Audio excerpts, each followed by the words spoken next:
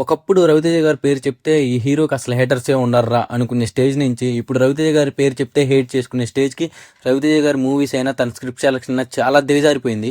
ఆఖరికి ఇప్పుడు రీసెంట్గా వచ్చిన మాస్ జాతర కూడా ఒక పెద్ద డిజాస్టర్ వైపు అడుగులేస్తూ ఉంది. మాస్ జాతర మూవీ అంత బ్యాడ్ మూవీ కాదు. నేను చాలా రివ్యూస్ చూసా కదా, ఆన్లైన్లో అంత బ్యాడ్గా నెగిటివ్గా స్ప్రెడ్ చేస్తున్నారు. కానీ మాస్ జాతర నాకైతే అంత బ్యాడ్గా ఏం అనిపించలేదు. ఒక డీసెంట్ మూవీ, కొన్ని కొన్ని శ్రీలీల గారి పాటలు ఒట్టుకి తీసేస్తే మూవీ చాలా బాగుంది అనిపించేసింది. ఫైట్ సీన్స్ అయినా ఏదైనా రవితేజ గారిని ఒక వింటేజ్లో చూపెట్టాం. కానీ రవితేజ గారి మూవీ అంటేనే ఎందుకు ఇంత నెగిటివిటీ అయిపోతుంది? ప్రతి ఒక్కళ్ళు ఎక్స్పెరిమెంటల్ ట్రై చేసినా ఫ్లాప్ అయిపోతున్నాయి. రవితేజ గారు మామూలు కమర్షియల్ మూవీస్ తీసినా ఫ్లాప్ అయిపోతున్నాయి. అసలు రవితేజ గారికి బ్యాడ్ టైం అంటే ఏంటో స్టార్ట్ అయిపోయిందేమో అనిపిస్తుంది. ఒకప్పుడు రవితేజ గారి మూవీ తీస్తే ఆటోమేటిక్గా పోస్టర్లో ఫోటో చూసి వెళ్ళిపోయే థియేటర్లకి జనాలు. ఇప్పుడు రవితేజ గారి మూవీ అయితే హిట్ టాక్ వస్తే వెళ్ళిపోదాం అనే స్టేజ్కి వచ్చేసారు. అసలు ఈ రేంజ్లో ఇంత వర్స్ట్గా దిగజారిపోతారు, ఇంత వర్స్ట్గా ఫిలిం పడిపోయిద్ది అని మాత్రం నేను ఎప్పుడు అనుకోలేదు. అయితే రవితేజ గారు చేస్తున్న తప్పులేంటి, ఇవి అన్నీ ఇన్డెప్త్ రివ్యూలో మాట్లాడేసుకుందాం. కేవలం నాకు అనిపించినవి మాత్రమే. మీరు కానీ మాధ్యత్ర మూవీ చూసింటే మీకు ఎలా అనిపించిందో కూడా కింద కామెంట్ చేసేయండి. వర్స్ట్గా అనిపించిందా, లేకపోతే రివ్యూస్లో అయినట్టు అంత దరిద్రంగా ఉందా, లేదా నాకు అనిపించినట్టు మీకు పర్లేదు, మూవీ అంత డిజాస్టర్ అయిపోయిపోయే మూవీ కాదు అనిపించిందా అనేది కూడా మీరు కింద కామెంట్ చేసేయండి. ఇంకా లేట్ చేయకుండా రవితేజ గారు చేస్తున్న తప్పులేంటి అనే మొత్తం నా వేలో నేను చెప్తాను, మీ వేలో కూడా మీరేంటో చెప్పండి. వీడియోలోకి వెళ్ళే ముందు నాదో చిన్న రిక్వెస్ట్, మన ఛానల్ని కొత్తగా స్టార్ట్ చేసేయాలని మీ అందరూ తెలిసిందే కదా, లైక్ చేసి సబ్స్క్రైబ్ చేయండి. Number 1, young talent. రవితేజ గారికి బ్యాక్గ్రౌండ్ లేకుండా వచ్చాడు, తనకి ఎంతోమందికి సాయం చేయాలని ఉంటుంది, కరెక్టే. కానీ ఆ అదే ఆ సాయం అనేది చెప్పి అందరికీ చేసేయకూడదు కదా. ఎవరికైతే పర్ఫెక్ట్గా మనం హెల్ప్ చేస్తే వీళ్ళు ఖచ్చితంగా పైకి వస్తారు అనే వాళ్ళకే చేయాలి. ఇప్పుడు కొత్త కొత్త డైరెక్టర్ని మన రవితేజ గారు ఎంతోమందిని ఇంట్రడ్యూస్ చేశారు. రీసెంట్ టైమ్స్లో రవితేజ గారు మూవీ చూసుకోండి, లేదా కొత్త డైరెక్టర్ అయి ఉంటాడు, లేదా 1-2 సినిమాలే చేసి ఉంటాడు. ఆ ఎక్స్పీరియన్స్తో ఆ డైరెక్టర్లకి ఛాన్స్ ఇచ్చేస్తున్నారు. అసలు రవితేజ గారు తన మంచితనంతో డైరెక్టర్లకి ఛాన్స్ ఇస్తుంటే వాళ్ళు ఏదో సర్దేయాలి స్టోరీ. మనం ఇప్పుడు స్టార్ హీరోతో చేస్తున్నాం కదా, ఈ ఎలిమెంట్స్ పెట్టేద్దాం, ఆ ఎలిమెంట్స్ పెట్టేద్దాం అని స్టోరీ స్క్రీన్ ప్లే సరిగా ఉండదు. ఎట్లా పడితే అలా తీసేస్తున్నారు. యంగ్ టాలెంట్కి రవితేజ గారు అవకాశాలు ఇచ్చినప్పుడు వాళ్ళు ఎంత పెద్ద స్టార్ డైరెక్టర్లు అయ్యారో మనం అందరం చూసాం. బోయపాటి శ్రీని గారైనా, బాబీ గారైనా, గోపిచంద్ మల్లినేనైనా, ఇలా చాలామంది ఉన్నారు, హరీష్ శంకర్, ఇలా ఎంతోమంది ఉన్నారు. రవితేజ గారిని సరిగ్గా వాడుకొని తనకి ఇచ్చిన అవకాశాన్ని ఎంతో బాగా వాడుకున్నారు.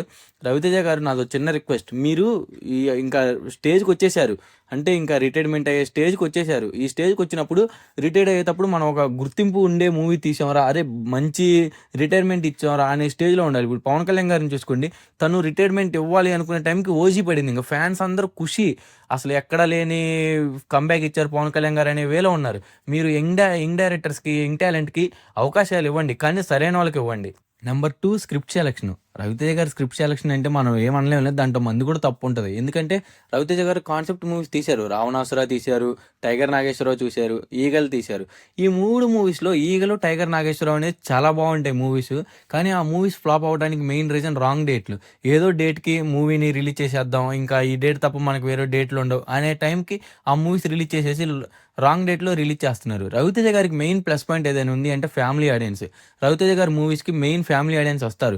మీరు కాన్సెప్ట్ మూవీ తీసుకున్నా సరే దాని చుట్టూ ఫ్యామిలీ ఆడియన్స్కి తగ్గట్టు స్టోరీ రాసుకొని మంచి స్క్రీన్ ప్లేతో వస్తే రవితేజ గారి స్టామినా ఏంటని మనం క్రాక్ మూవీతో చూసాం.